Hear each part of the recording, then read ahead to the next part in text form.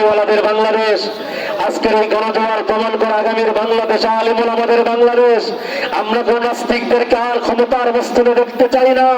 এই বাংলার জন্য ইসলামকে প্রতিষ্ঠা করতে চাই। কালেমার পতাকাকে সমুন্নত করবার জন্য যদি মাঠে ময়দানে নামার দরকার হয়, ইসলামকে প্রতিষ্ঠা করার জন্য যদি মুসলমানদেরকে নারে তাকবীর আল্লাহু আকবার হুঙ্কার দিয়ে যদি রাজপথ মুখরিত করার দরকার হয়, দপ্তরের মুসলমান আপনারা কি রাজি আছেন? হাত তুলে আল্লাহকে দেখা যায়।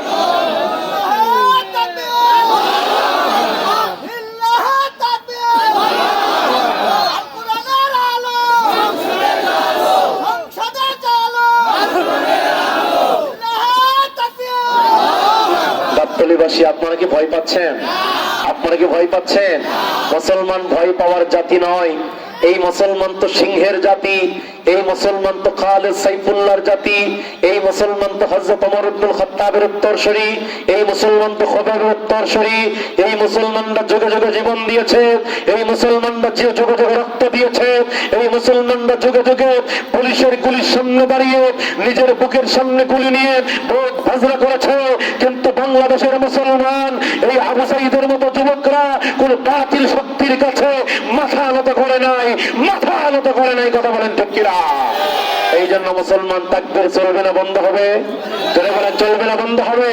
লিল্লাহি তাকবীর, লিল্লাহি তাকবীর। নাস্তিকতা নিপজ্জাত, দিন ইসলাম জিন্দাবাদ। নাস্তিকতা নিপজ্জাত, দিন ইসলাম জিন্দাবাদ। কোটি পানে একই আওয়াজ, কোদাদ্রোহী সার পাবে না, এই বাংলায় ঠাই হবে না। মুসলমানরা জেগেছে আজ। জোর কদমে সামনে চলো, বজ্র কণ্ঠে আওয়াজ তোলো, সবাই মিলে একই তালে দাও না স্লোগান, নারায়ে তাকবীর, নারায়ে তাকবীর। দিন ইসলাম, দিন ইসলাম জিন্দাবাদ, জিন্দাবাদ। ইসলামেরই জন্য দেশের হয়েছে জন্ম, ইসলামের বিরুদ্ধে গেলে দেশ হবে ভিন্ন। ইসলামেরই জন্য দেশের হয়েছে জন্ম, ইসলামের বিরুদ্ধে গেলে দেশ হবে ভিন্ন। ইসলামের বিরুদ্ধে যারা নিয়েছে অবস্থান, এই বাংলায় ঠাই হবে না, যাও হিন্দুস্তান। তোলো তোলো আওয়াজ তোলো, জোর কদমে সামনে চলো, সবাই মিলে একই তালে দাও না স্লোগান, নারায়ে তাকবীর, নারায়ে তাকবীর।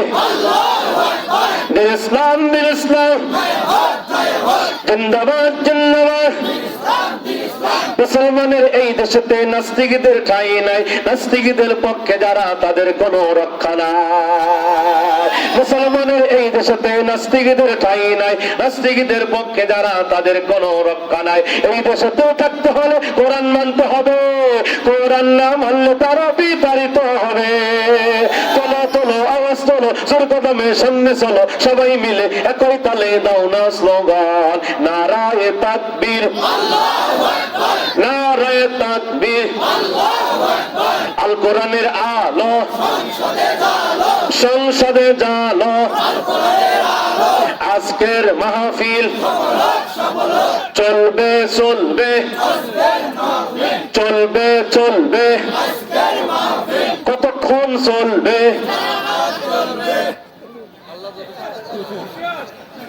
সারা রাত চলবে?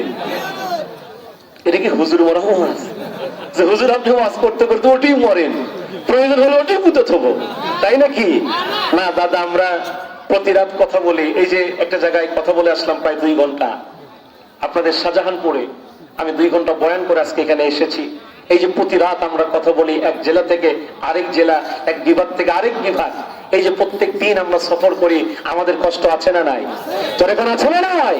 এই জন্য মুসলমান ভাইয়েরা, আমি প্রত্যেকটা প্রোগ্রামে 12টা পর্যন্ত কথা বলি, যেহেতু রাতের মেন টাইম। এই জন্য ইনশাল্লাহ 12টা পর্যন্ত যদি আলোচনা করি, আপনারা কি থাকবেন? আপনারা কি থাকবেন? কারা কারা থাকবেন না হাত তোলেন? সালাক আছে আর আমারই, আল্লাহু আকবার কহন।